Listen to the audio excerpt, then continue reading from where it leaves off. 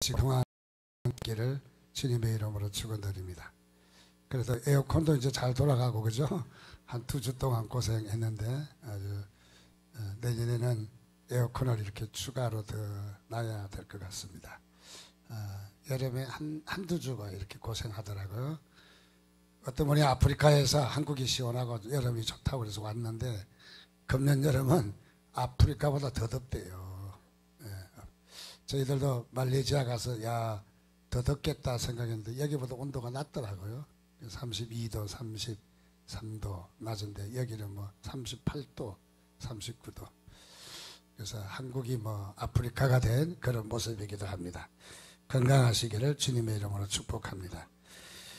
우리 삼국지 중국의 그 소설에 나오는 그 인물들 우리가 자세히는 몰라도 그래도 인물들은 많이 기억하잖아요. 뭐 유비가 있다라든지 그 다음에 조조가 있다라든지 또 더 나가서 관우와 장비가 있었다 하는 이 얘기를 우리가 잘 알고 있습니다. 중국 청두에 가면은 바로 이 삼국지에 나오는 인물 몇이 무덤이 있습니다. 특별히 유비의 무덤인 해령이 있고 그 다음에 조조는 죽은 다음에 자신의 무덤을 후손들이 파헤칠까봐 그래서 비슷한 무덤을 100개를 만들었대요. 100개. 그래서 100개를 만들어서 무덤을 써놨는데 어떤 게 조조의 무덤일까? 그래서 100개 다 파헤쳤다는 거예요. 그게 어떤 사람이 해꾸지 하려고 파헤친 게 아니라 조조의 무덤을 찾기 위해서 그래서 이 100개를 다 파헤쳐야 되는 그러니까 지깨에 지가 넘어진 거예요. 자기가 깨를 부려서 그렇게 하면은 괜찮을 것이다 라고 생각했는데 오히려 역공을 당하는 그런 모습을 발견할 수 있습니다. 유비의 무덤은 그렇게 크지 않는데 잘 보관되어 있습니다. 그것은 유비의 무덤은 지금까지 잘 보존되어 있다. 삼국지의 인물들을 이렇게 보면서 인물들을 통해서 우리가 배울 수 있는 교훈이 있습니다. 다시 말하면 관우나 장비 같은 인물은 용장이죠. 용장. 그래서 이 힘으로 싸우는 그래서 용맹스러운 그런 장수를 지칭하고 있고 조조 같은 인물은 지장 그러니까 지혜로 지식으로 싸우는 지장이다. 그렇게 말할 수 있어요. 마지막 유비는 어떤 인물이냐 그런 다름이 아니라 덕장입니다. 덕장. 덕이 있는 덕으로 다스리는 덕으로 이렇게 다스리는 그런 인물인 것을 발견할 수 있습니다. 그래서 이 무덤이 주는 또 하나의 우리의 교훈이 있는 것을 봅니다. 어떤 신문에 보니까 위기 때에 필요한 인재가 어떤 인재일까? 즉 다시 말하면 리더십을 말하는 거죠. 그래서 이런 위기 때 필요한 인재는 맹장이나 즉 용장이나 지장보다는 덕장이다. 덕이 있는 사람을 원한다. 그렇게 말하고 있습니다. 즉 이 말을 다른 말로 하면은 리더의 리더십은 무엇일까? 어떻게 리더할 수 있을까? 우리가 공동체라든지 또는 우리가 어떤 주어진 일을 수행하기 위해서 우리의 리더십이 필요한데 이 리더십의 형태가 무엇일까? 그것을 묻는 질문이기도 합니다. 즉 다시 말하면 리더는 덕이 있어야 된다. 그 말이죠. 리더는 덕이 있어야 된다. 제가 발음이 잘 안 됩니까? 이 덕이 있어야 된다. 그래서 리더에게는 덕이 참으로 중요하다는 것이죠. 그래서 다시 말하면 용장이 지장을 이길 수가 없고 지장이 덕장을 이길 수가 없다. 그래서 우리는 용맹스러운 것이나 우리의 어떤 지혜가 있다 할지라도 덕을 능가할 수 없다는 거죠. 이 덕이 우리의 삶에 얼마나 중요한지를 말해주는 바로 그런 부분입니다. 즉, 저 덕은 가장 높은 산 봉우리에 산 정상의 위치라는 것이죠. 그래서 가장 가장 이 위의 자리가 바로 그것은 덕장이라는 것이죠. 배심으로 이끄는 용장, 머리로 이끄는 지장, 그러나 가슴으로 이끄는 덕장이야말로 가장 우리 시대에 요구하는 인물이다 하는 것입니다. 또 이 시대는 우리가 감동의 시대다. 그래서 감동을 주어야 한다. 우리가 소비자도 장사를 할 때도 우리에게 가장 큰 것은 내가 내 욕구를 채우려고 하면 장사 절대 안 됩니다. 돈 많이 벌어야지. 많이 번 사람 아무도 없어요. 그런 사람은. 어떤 장사 컨셉을 가져야 되느냐면 다른 사람에게 감동을, 소비자에게 감동을 줘야 되는 거죠. 그래서 감동을 주면 그 고객은 나의 영원한 고객이 되는 거예요. 그래서 최근에 우리 사회는 그야말로 대기업의 횡포, 그야말로 단가를 후려쳐서 중소기업이나 또 이런 납품업체가 감당할 수 없는 이런 모습이 적지 않게 많이 있다고 그래요.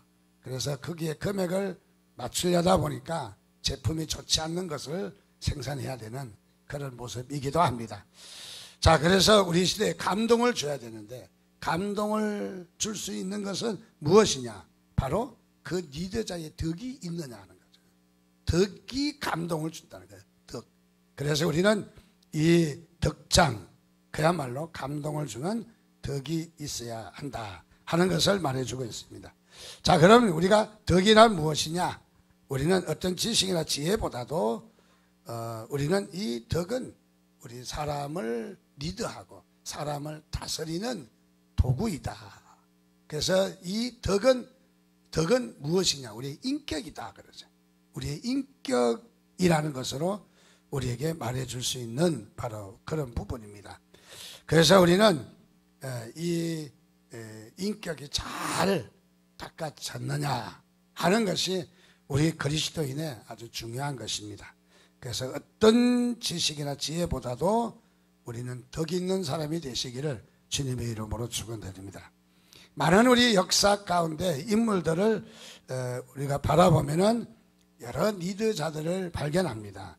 히틀러나 스탈린 같은 이런 리더자들도 있는 것을 봅니다. 그런데 대체적으로 덕이 없는 리더자는 반드시 역사에 오점이 찍혀 있고 그리고 나중에 좋지 않는 평판이 있다는 거죠. 그래서 덕이 있는, 그래서 덕스러운 지도자가 되어야 된다. 또 덕스러운 리더자가 되어야 된다 하는 것을 말해주고 있습니다. 어떤 사람이 이런 말을 했습니다. 이 덕이라고 하는 것은 어떤 공장에서 공산품, 어떤 제품을 탁탁 이렇게 찍어내는 그런 제품이 아니라는 거죠.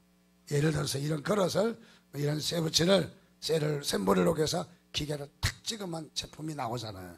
그래서 단번에 찍어내는 제품이 아니라는 거죠. 우리의 덕은 마치 조각가가 작은 칼을 가지고 하나하나 조각하고 긁어내고 그 다음에 떼어내고 다시 긁어내고 거기에 힘줄, 살, 근육질 이런 것들을 잘 하나하나 꼼꼼하게 조각가가 조각하고 빚어내듯이 우리의 덕은 단번에 찍어지는 것이 아니라 어떤 무엇을 했다고 해서 어떤 과정을 수료했다고 해서 어떤 제자대학을 수료했다고 해서 탁 찍혀서 나오는 것이 아니라 두고 또 새기고 또 가난하고 또 낮아지고 또 포기하고 또 양보하고 또 우리가 사랑하고 하면서 우리의 이런 이 덕의 모습이 빚어지는 것과도 같다. 그런 말을 했습니다. 잠언 22장 11절에 보니까 마음의 정결을 사모하는 자의 입술에는 덕이 있으므로 임금이 그의 친구가 되느니라 라고 말했습니다. 무엇을 말합니까? 첫째로 마음이 정결한 자는 덕이 있다는 거죠. 첫째로 마음이 정결해야 되겠죠. 마음이 정결해야 된다. 그런 사람의 덕이 있다. 자, 우리가 마음에 정결하지 못하고 흑막을 가지고 있다면 덕을 이룰 수가 없다는 것이죠. 그리고 여기에 덕이 있는 사람은 임금의 친구가 된다. 이 말은 무슨 말이냐면 바로 임금이 바로 친구가 될 바로 그런 덕이 된다는 것이죠. 우리 성경에도 마음이 청결한 자는 하나님을 볼 것이요 라고 말한 그 말씀하고 잠언하고 연결이 되어집니다. 즉 다시 말하면 마음이 청결하면 하나님과 친구가 된다 그 말이죠. 또 마음이 정결하고 덕이 있으면은 임금이 알아준다. 임금과 임금의 친구가 된다. 그런 말을 하고 있는 것을 봅니다. 훌륭한 영적인 영성과 이런 영적이 풍부했던 사람 중에 아가도라는 사람이 있는데 그는 이런 말을 했습니다. 스스로를 살피지 않는 사람은 아무 덕도 이룰 수 없다. 즉 자신을 살피지 않으면은 자신을 어떠면은 내버려 두면은 자신에게 살피지 않는 거죠. 자신을 방치하고 자신을 그냥 무관심하게 내버려 둬서는 덕이 이루어지지 않는다는 거죠. 그 덕 있는 사람이 되려면은 자기를 빚어야 되고 자기를 가꿔야 되고 자기를 훈련해야 되고 자기를 단련해야 되고 그래서 자기 훈련, 영적 단련 이런 것을 해야 된다는 거죠. 그래서 우리는 인생이라는 것은 하루아침에 변하는 것이 아니라 긴 세월을 두고 그래서 우리는 변화되는 거죠. 우리 믿음의 사람도 하루아침에 믿어서 하나님의 자녀가 되었지만은 그러나 하나님은 우리가 자녀로서 변화되기를 원하시는 거죠.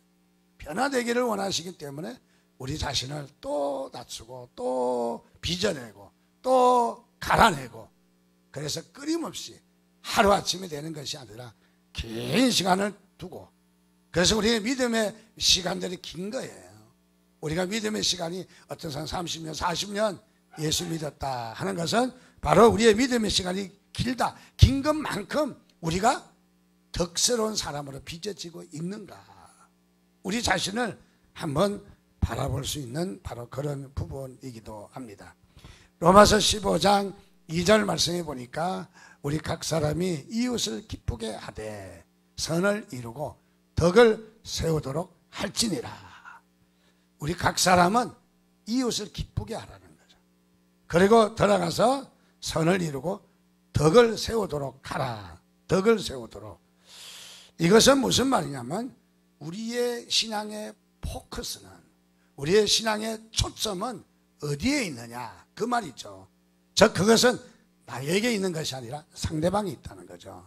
상대방에 내가 하고 싶다고 하고 요즘 우리 사회가 많이 이기적인 사회가 됐다. 또 우리 연세 드신 분은 우리 젊은이들을 많이 걱정하고 있어요. 왜 걱정하냐면은 자기밖에 모른다는 거죠. 그리고 옆에 이웃도 예의도 때에 따라서는 어떤 상하관계도 나이도 잘 몰라서 나이 드신 분들은 많이 염려하고 있어요. 우리 젊으신 분들도 그래도 우리는 예의지국이고 또 어떤 우리가 윤리와 도덕이 잘 있는 나라인데 그야말로 우리나라가 많이 너무 이기적이다 자기중심적이다 그런 말들을 많이 하거든요. 근데 사실 보면은 우리가 삶의 초점이 물론 자기가 없을 수는 없죠. 자기에게서 남에게로 옮겨야 됩니다. 그래서 빌립보서에도 보면은 자기보다 남을 각각 낮게 여기고 다른 사람을 낮게 여기라는 거예요. 이런 다른 사람을 존중하시기 바랍니다. 다른 사람을 보시기 바랍니다. 나만 괜찮다고 해서 나만 괜찮은 게 아니라는 거죠. 우리는 적어도 상대방이 있다는 것. 사람 인자는 무엇입니까? 하나의 막대기와 또 하나의 막대기가 있어요. 사람 인자는 서로 의지하고 살아야 된다는 거죠. 내 혼자만 살면 몽둥이가 되는 거예요. 내 이기적인 생각은 몽둥이가 되는 거예요. 내 혼자만 생각하는 막대기는 그야말로 도둑을 때려잡듯이 우리는 상대방을 때려서 상처를 주고 아픔을 줄 수밖에 없다는 거죠. 그런데 사람은 그게 아니라는 거죠. 사람은 하나의 막대기와 또 하나의 막대기가 걸쳐져야 된다. 서로 협력을 해야 된다. 서로가 인정을 해야 된다. 서로가 잘 섬겨야 된다. 다시 말하면 덕을 이루려면 덕을 이루어야 된다. 덕을 이루는 것은 바로 상대방이 기준이 되어야 된다는 거죠. 상대방이. 그래서 우리는 이웃을 기쁘게 하라는 거예요. 이웃을 기쁘게 하라. 그리고 선을 이루고 덕을 세우도록 하라라고 말하고 있습니다. 우리 신앙에도 이 서열이 있어요. 서열이. 우리 학문에도 서열이 있죠. 학문에도 서열이 보면 이제 학문의 꽃이 박사 가운이잖아요. 박사, 문학 박사, 이런 철학 박사, 신학 박사. 이 학문에도 서열이 있어요. 문학 박사, 법학 박사, 이런 박사들은 서열이 낮아요. 그래서 문학 박사는 우리 성가대 가운만도 못해요. 거기가 보면 흰 거, 문학 박사는 흰 거 어깨에 이렇게 하나 두르는, 후드를 두르는 정도입니다. 교육학 박사는 뭐 어떤 뭐 청색 비슷한 거 그걸 또 이렇게 두르기도 하고, 그 다음에 철학, 그 다음에 맨 마지막에 가장 아름답고 가장 찬란한 학문은 신학이에요. 그래서 신학 박사는 붉은 후드를 두르고 붉은 수술을 달고 붉은색입니다. 무엇을 이야기합니까? 학문의 꽃이라는 것이죠. 가장 높은 거죠. 그래서 신학이 없으면 다른 학문이 체계화가 되지 않아요. 그래서 신학 밑에 철학인데, 철학 밑에 어떤 도덕과 윤리라면은 그 다음에는 법이 있고 문학이 있고 이렇게 쭉 서열이 있어요. 우리 믿음에도 서열이 있다라고 생각해요. 믿음에도 우리가 믿음이 있어야 돼요. 믿음이 있어야 되지만은 그 믿음에 우리가 덕이 없으면은 그 믿음은 아무것도 아니라는 거죠. 아무것도 아니다. 예를 들어서 우리가 아주 신비적인 일들이 많이 일어나는 영적인 대단한 사람이에요. 방언도 하고 예언도 하고 신유도 손을 꼭 기도하면 뻘떡뻘떡 낫고, 그리고 기적도 일어나고, 그래서 대단한 사람이에요. 근데 성질은 개판이야. 먹 같아. 그럼 뭐라고 하겠어요? 아유, 저 인간은 사람들이 알아주지 않는다는 거죠. 믿음의 자리에 오지 않는다는 것이죠. 네. 믿음을 인정하지 않는다는 거죠. 그래서 우리는 믿음이 있다 하는 것은 우리의 성품이 잘 뒷받침돼야 되고, 우리가 덕이 있는 사람이 될 때, 그래, 그 사람의 믿음은 참 귀한 믿음이야. 우리의 영향력은 무엇일까요? 우리가 영향력, 리더자라는 것은 얼마나 영향력을 나타내고 있느냐, 그 말이거든요. 내가 얼마나 영향력을, 옛날에 리더십은 군대의 리더십이 있어요. 전체 저양자, 우양 앞으로 가, 엎드려, 뛰어가, 돌격 앞으로, 안 가면 뒤에서 총을 쏴. 그래서 옛날에는 어떤 과업을 수행하기 위해서 몰고 가는 것이 리더십인 줄 알았어요. 그래서 어쨌든 돌격 앞으로, 안 되면 뭐 그냥 워카 신고 뭐 쪼이따를 깐다고 그러죠. 그냥 막 두들겨 패스라도 끌고 가서 뭐 어떤 성공을 하면은 대단한 리더십이 있다, 그렇게 했어요. 그래서 우리 한국교회도 한때는 군목 출신들이 인기가 있었어요. 근데 그 군목이 군대식으로 하나 봐요. 아마 그 군목 출신이 인기가 좀 있을 때가 있어요. 요즘은 뭐 그렇게 인기가 많은 것이 아닌 것 같아요. 자, 그래서 우리는 영향력을 나타내고 있느냐. 영향력은 무엇이냐면 우리에게 존경심이, 존경심. 그래서 우리가 그 사람을 존경하는 마음, 그 존경하는 만치가 영향력이에요. 내가 얼마나 잘 끌고 갔느냐가 아니라 얼마나 많은 청중으로부터 존경을 받느냐는, 존경을 받는 만치가 내 리더십의 영향력이라고요. 내 리더십의 영향력. 자, 내가 리더십의 영향력이 있느냐, 내 위치가 영향력을 교인들에게 전달되고 교인들에게 이렇게 따라올 수 있게 하겠느냐 하는 것은 내가 얼마나 존경을 받느냐는 거예요. 존경을. 그래서 우리는 존경을 받는 만치 우리는 영향력을 나타내고 있는 거예요. 그게 나의 리더십이에요. 그러니까 내 리더십은 어디 가서 찾아야 할까요? 청중에게서 찾아야 돼요. 청중에게서. 그래서 얼마나 영향력이 있는가. 자, 그래서 우리 믿음도, 우리는 믿음이 있다는 것은 그만큼 덕을 쌓을 수 있어야 되는 거죠. 덕을 쌓지 못하면 우리의 믿음도 인정받지 못한다. 물론 믿음보다 덕이 낫다 이 말은 아니에요. 믿음이 중요하지만은 그러나 덕을 쌓을 때 믿음이 믿음되게 한다. 그래서 우리는 믿음이 덕이 있는 사람, 그런 사람이 우리는 되어야 될 것입니다. 먼저 우리가 교회의 덕을 세우려면 우리는 각각 교회의 기둥과 같은 사람으로, 우리는 한 교회의 구성원으로서 단순하게 한 인격이지만은, 그러나 우리 인격이 그 자리에서 얼마나 덕을 나타내고 있는가, 그게 중요한 것이죠. 그래서 우리가 교회에, 우리는 교회뿐만 아니라 우리의 가정에도, 우리의 삶의 사회에도 마찬가지지만은, 저는 오늘 이 한 시간 교회에 대해서 말씀 안 드리면, 교회에 덕을 세우려면은 첫째로 영적인 것을 삼아야 합니다. 영적인 것. 자, 그래서 우리는 영적인 것이 먼저 있어야 되죠. 고린도전서 14장 12절 보니까 너희도 영적인 것을 사모하는 자인즉 영적인 것을 사모하라.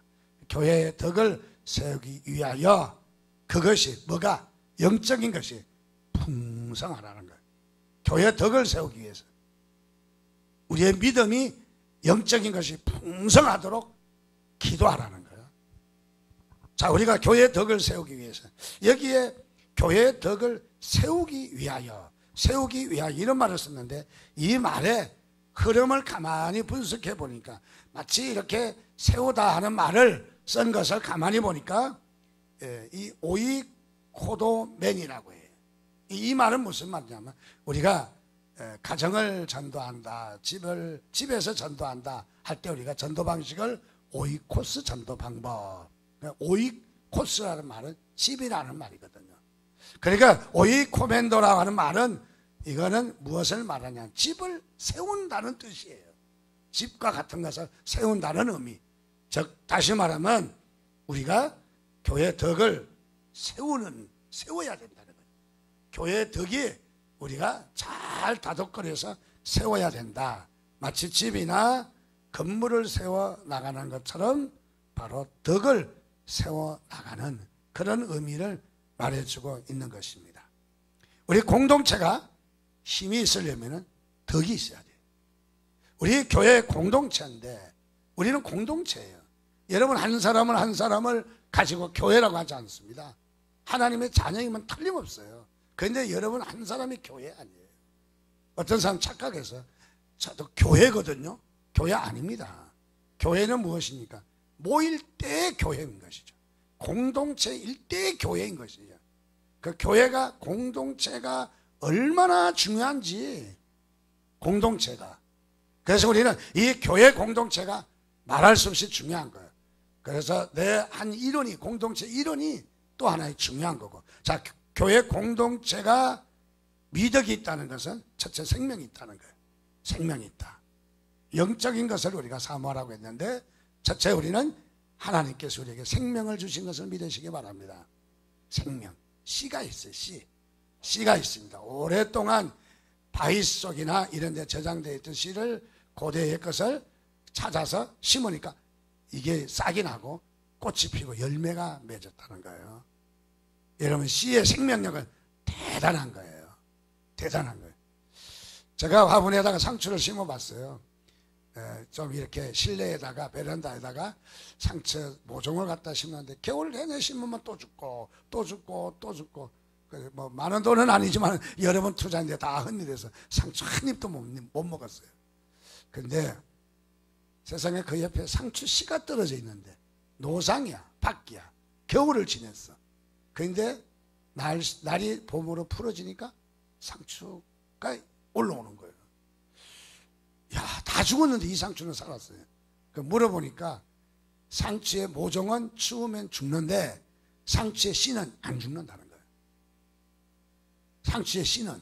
그러니까 씨를 늦가을에 뿌려놓으면 이른 봄에, 아주 겨울을 나서 이른 봄에 잘 먹을 수 있다는 거예요. 예. 또 우리 배장로님 상추 잘 심으셔서 내년에, 그래서 이게 늦은 겨울에 이른 겨울에 심으라는 거예요. 그러면은 씨는 죽지 않는, 씨의 생명력이 얼마나 대단한 건지를 말해주는 것입니다. 바로 이 생명이 있다는 거죠. 우리 하나님께서 우리에게 생명을 심으신 거예요. 죄로 말미암아 하나님을 배신하고 하나님을 떠남으로 말미암아 멸망받아야 될 우리에게 하나님은 생명을 주신 것을 믿으시기 바랍니다. 우리 교회라는 것은 뭐냐? 바로 이런 생명이 있다는 것을 믿으시기 바랍니다. 그래서 나는 하나님이 주신 생명이 있다 믿으시면 아멘 하시기 바랍니다. 이게 우리 교회라는 것이죠. 또 교회는 미덕이 뭐냐? 교회는 다름이 아니라 서로 사랑하고 용서하고 이해하고 섬기고 서로 함께 울고 함께 웃고 함께 죽고 함께 살고, 교회는 한마디로 이야기하면 사랑이고 다른 말로 하면 덕이라는 거죠. 이게 있기 때문에 교회가 미덕이 있다는 거예요. 바로.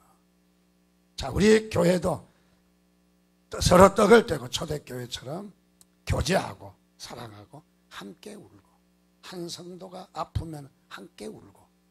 근데 가끔 가다 보면 꼭 우리 애경사가 있는데 저 사람이 내 애경사에 왔던가 안 왔던가. 안 왔어. 나도 안 가. 그런 모습보다는 교회에서는, 우리 사회는 이렇게 우리 사회 모습이 그렇게 이렇게 되어 왔어요. 그래서 적어놨다가 반드시 또 내가 한 것만큼 또 해야 되고. 아니, 인플레가 얼마나 됐는데 아직도 그 금액이야.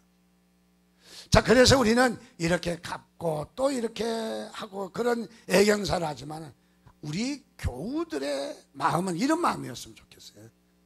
형제 지체를 섬기고 위로하는 마음으로 우리가 부조도 하고 애경사도 축하해주고 하는 것이 먼저이지 않을까, 그런 생각을 합니다.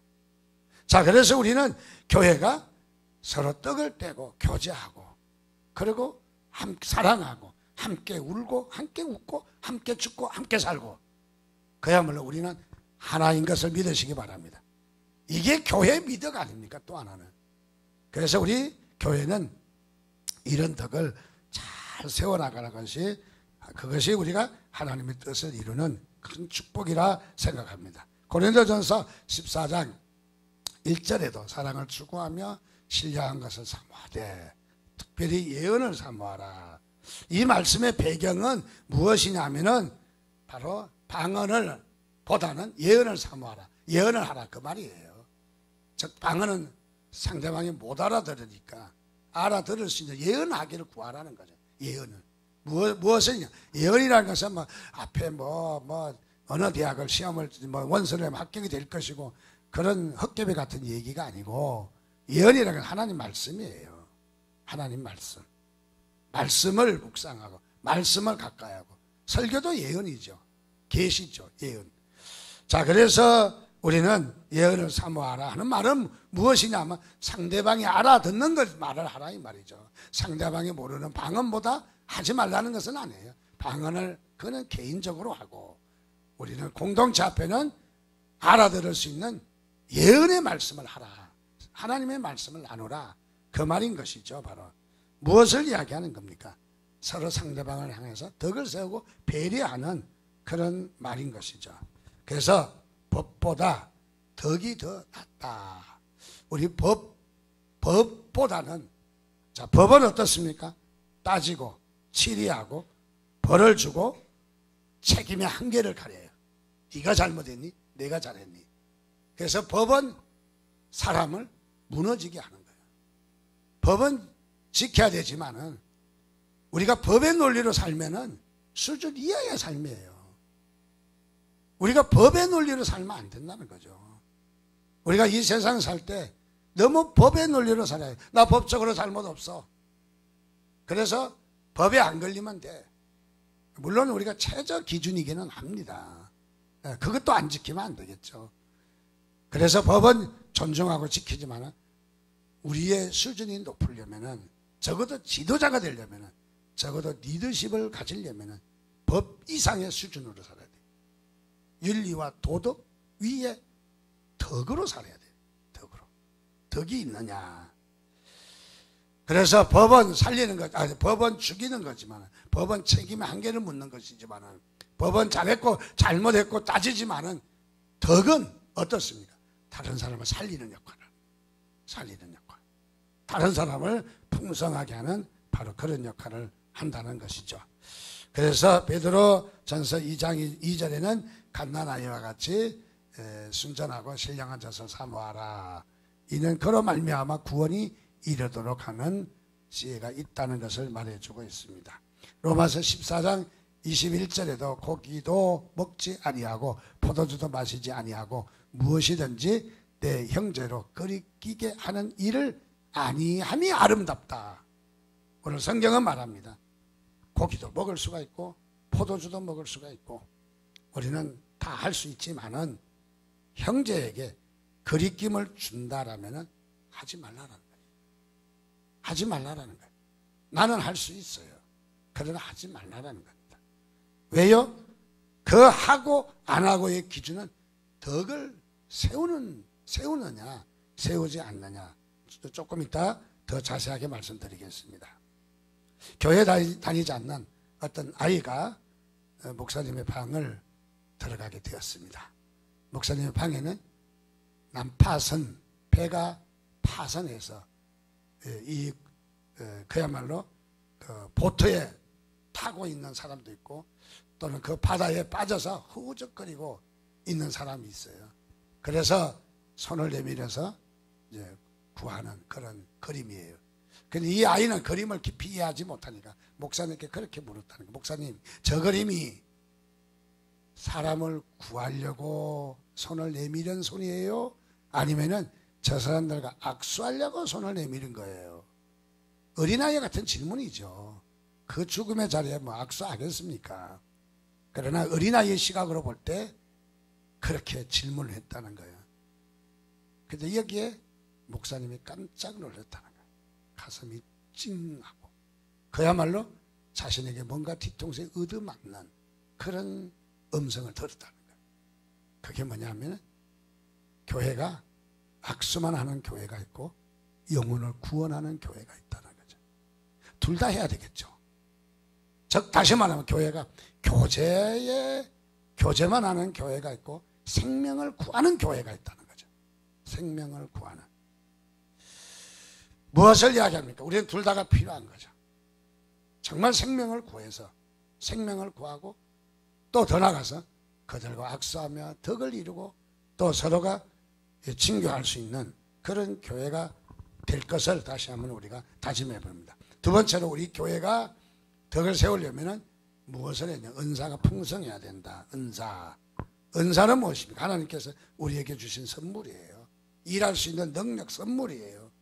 그래서 고린도 전서 7장 7절에 보니까 나는 모든 사람이 나와 같이 갖기를 원한다. 그러나 각각 하나님께 받은 자기의 은사가 있으니 이 사람은 이러하고 저 사람은 저러하다. 나와 같기를 원하지만은 나와 같기를 원한다는 말은 사도 바울은 장가도 안 가고 온 인생을 하나님께 바친 사람이에요.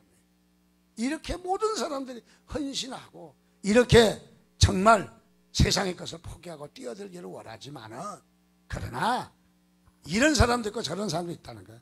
장가 가는 사람도 있고 장가를 가지 않고 독신으로 주님을 사랑해서 주님의 일을 하고 싶어서 그런 사람도 있는데 다 좋다는 거예요. 다 좋다는 거예요. 틀린 것이 아니라는 것이에요. 독신만 좋고 결혼한 사람은 좋지 않다. 이런 말은 아닌 거죠. 둘 다 가능하다는 거예요. 좋다는 것이죠. 그것은 무엇이냐면 이런 은사도 있고 저런 은사도 있다는 거예요. 결혼해서 더 풍성하게 가정과 교회가 풍성하게 할 수도 있고 아니면은 정말 결혼도 하지 않고 교회를 섬기는 헌신하는 주께 자기의 열정을 다 바치고 싶어하는 그런 열정도 있다는 거예요. 그러니까 둘 다 필요하다는 거죠. 그것은 무엇이냐? 사람에게 주어진 은사가 각각 다르다는 거예요. 이럴 수도 있고 저럴 하나로 통일하지 말라는 거예요. 쉽게 이야기하면 나와 생각이 맞지 않는 사람도 인정하라는 거예요. 특별히 우리 교회의 지도자와 리더자가 될 때는 믿음이 약하고 부족한 사람 볼 때 그냥 그대로 받아주세요. 어떤 아침에 이렇게 올 때 보면 은사나 또는 언약이 같은 경우는 말도 안 되는 소리 할 때가 많아요, 나한테. 그래서 내가 한방 내가 큰일 나지, 그러면. 근데 말을 같지 않는 소리 하거든요. 그럴 때 뭐라고 합니까? 그래, 알았어. 머리 쓰다듬어주고, 엉덩이 툭툭 두드려주고, 알아주고, 그러는 거죠. 뭐, 그 말 다 들어주겠어요? 우리의 리더십이 때에 따라서 연약한 사람 볼 때 여러분을 두들려 주시기 바랍니다.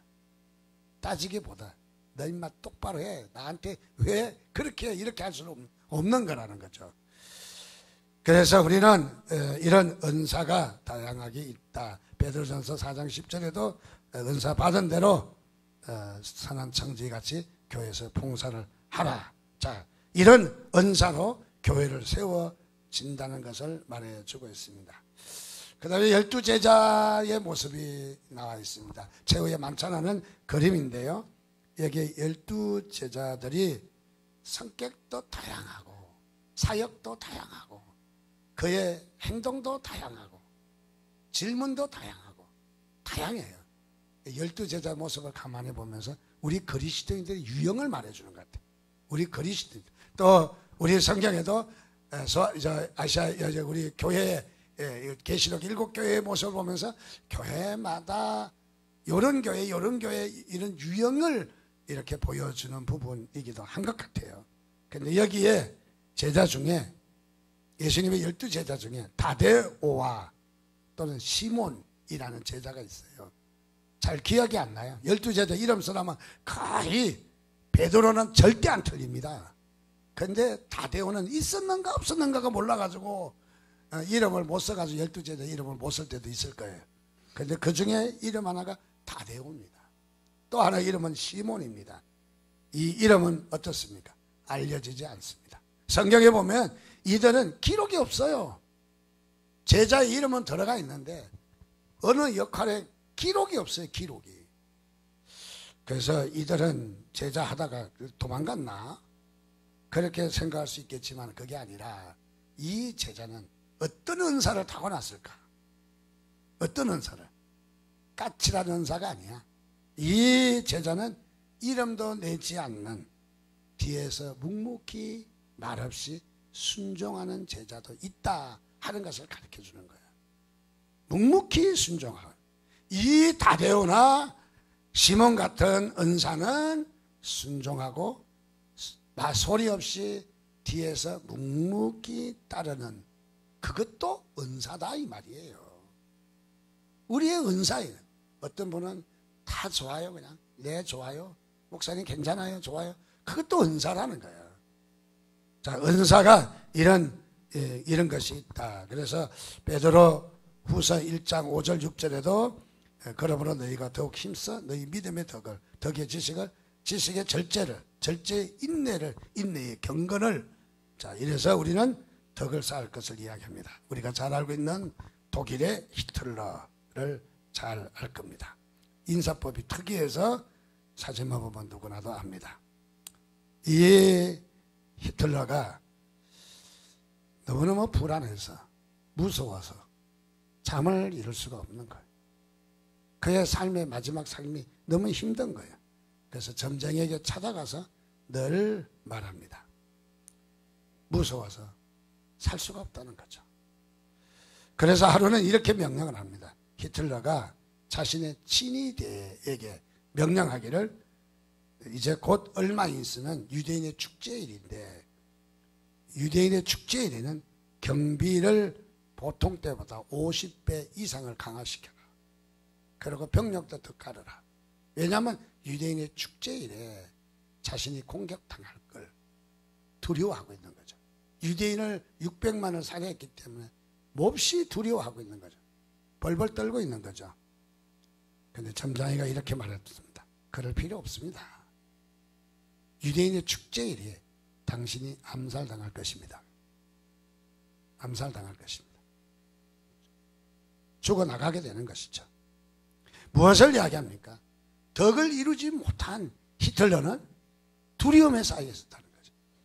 그래 두려움에 쌓여 있었다는 것입니다. 좀 생각해서 성경에 보면 고린도전서에 말씀이 나옵니다. 고린도전서에 보면은 어떤 일이 있으냐면은 바로 고린도전서는 고린도전서 8장에 나오는데 고린도 교회가 있습니다. 바울에게 질문을 합니다. 지금으로부터 약 1900년 전에 고린도 도시에 세워진 교회, 여기는 우상이 가득했습니다. 우상이 가득했는데 그 중에 유명한 신, 비너스 신이라고, 우리 여성 속옷 비너스 유명하잖아요. 비너스는 여신, 아름다운 신, 여성의 신을 가리킵니다. 여자 신을 섬기는 신전이 아주 크게 자리 잡고 있었습니다. 그래서 고린도에는 밤이 되면 산 꼭대기에 있던 3,000명의 사제들이 시내로 내려옵니다. 밤중에. 왜 내려오느냐? 매춘하기 위해서. 그러니까 고린도 도시가 완전히 제약더미죠. 제약더미. 근데 여기에 비너스 신에게 제사를 지나면은 제물을 3등분으로 나눕니다. 하나는 제사장에게 주고, 하나는 불 태우고, 하나는 제사를 드리는 주인에게 주고. 근데 대체적으로 이 제사장은 제사 드리는 사람마다 3분의 1 몫을 받으니까 얼마나 고기나 음식이 많아요. 그래서 이 음식을 갖다 팝니다, 시장에서. 그래서 음식 파는 그런 이제 모습이 된 거예요. 자, 그래서 음식을 시장에서 갖다 파는데 그리스도인들이 이걸 봤어요. 보니까 시장에서 파는 음식이 제사장이 제사 드리는 음식이, 우상에게 제사 드리는 음식이야. 먹자니 깨름직하고, 또 제사 드리는 음식을 먹는다고 그러죠. 우리가 우리 조상 제사, 추석, 명절 때 제사 드리고 마지막에 음식을 같이 먹잖아요. 그런 신에 동참을 한다라는 뜻이거든요. 신에 동참을 한다. 자, 그래서 먹자니 믿음이 연약한 사람은 갈등이 생기잖아. 우상에게 바쳐졌던 음식 내가 먹어야 되나? 근데 믿음이 좋은 사람은 또 이렇게 합니다.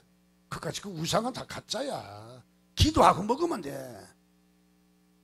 둘 다 맞아요, 그죠? 믿음이 연약한 사람 먹으면 시험 들잖아요. 믿음이 좋은 사람은 기도하고 먹으면 뭐 끝나는 거예요. 괜찮은 거예요. 그런데 사도 바울은 여기에 대해서 질문을 받은 거예요. 어떻게 하면 좋습니까? 라고 물으니까 바울은 이야기하기를 그에 대한 기준은 덕을 세우라 그랬어요. 덕을 세우라. 그러니까 예를 들어서 음식을 먹고자 하지만은 믿음이 연약한 사람이 먹으면 좀 목사가 그거 우상에게 막 절간에 바쳤던 떡이니 뭐니 처먹기는 잘 처먹어. 그러면 어떻게 되겠어요? 시험 들죠. 목사가 구별도 없이 그런 사람이 있다 먹지 말라는 거야. 근데 먹어도 괜찮다. 기도하고 먹으면 우상은 아무것도 아니잖아요. 아무것도 아니다 하고 기도하고 먹어도 괜찮은 사람이 있다면 기도하고 먹으라는 거예요. 음식이 나쁜 것은 아니라는 거예요. 무엇을 이야기하는 거예요? 덕을 세우는데 써라는 거예요. 덕을 세우는 거예요. 음식이 먹고 안 먹고는 내 판단을 하지 말고 덕을 세우는데 하라는 거예요. 덕을 세우는데. 제가 너무너무 더워갖고 오늘은 우통을 벗고 설교를 좀 마지막 하겠습니다. 근데 벗다 보니까 다 벗었어요. 그 시기까지 다 보이게 다 벗었어요. 근데 전혀 흑심이 없어요. 저는. 여러분들도 저에 대해서 흑심이 없겠지만 저도 흑심이 없어요. 그렇게 해도 되나요? 안 되죠. 다른 사람이 볼 때 교회가 목사가 우통을 빨가벗고 설교를 하는 거 뭐 별로 뭐 덩치도 좋지 않는 인간이 어떻게 되겠어요? 아무도 변명할 길이 없는 거예요. 이거는 잘못된 거잖아요. 네. 무엇입니까? 자신을 위해서도 옷을 입지만은 남을 위해서도 옷을 입는다는 거예요. 옷이라는 게 뭐예요? 요즘 개성하는데 개성은 개성공단에 가면 되지. 근데 무엇입니까? 개성도 중요하지만은 남을 위해서도 입어야 되는 거예요. 남을 위해서. 저는 솔직히 해서 지금 복구하고 싶어요. 그런데 안 된다는 거죠. 기준이 있다는 거죠. 공감하는 기준이 있어야 있다는 것이죠. 네. 덕을 세우라는 거죠. 덕을. 설교가 길어서 죄송합니다. 아직도 반밖에 못했는데 다 생략하겠습니다. 우리는 덕이 있느냐? 나에게 덕이 있느냐? 한번 자신의 모습을 한번 이렇게 늘 체크하셔서 우리 덕이 있는 교회가 되어야 돼요. 우리가 언제 교회가 부흥하느냐? 덕이 있을 때. 우리가 덕을 세워라. 한 사람 한 사람에게 하나님께서 다 물으실 거예요. 한 사람 한 사람에게. 그래서 덕이 있는 우리 교회가 되시기를 주님의 이름으로 축원드립니다.